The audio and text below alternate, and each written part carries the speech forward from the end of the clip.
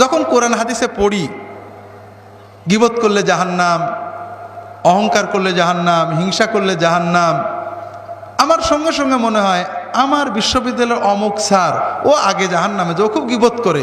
অমুক পীর সাহেব ও আগে জাহান্নামে যাবে, ও খুব হিংসা করে। অমুক মৌলানা সাহেব ওর খুব লোভ, ও সবার আগে জাহান্নামে যাবে। কিন্তু আমি আব্দুল্লাহ জাহাঙ্গীরের জাহান্নামে যাবো আমার একবারও মনে হয় না।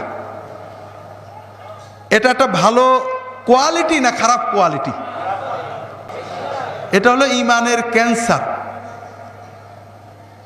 মুমিন অন্যের গুনার চিন্তা করবে না, অন্যের গুনার চিন্তা করেছেন তো মরেছেন।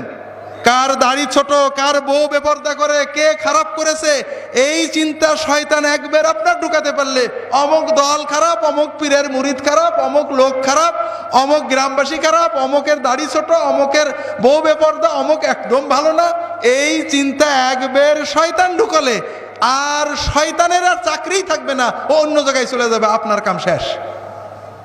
কারণ আপনি অন্যের গুনার বিচার করতে গেলে নিজের গুনাহগুলো আর মনে পড়বে না, নিজেকে খুব ভালো মনে হবে। কথা কি বুঝতে পেরেছেন? তাহলে তওবাও নসিব হবে না, আর আপনার অহংকার, গীবত আর আত্মগরিমার কারণে সব ধ্বংস হয়ে যাবে।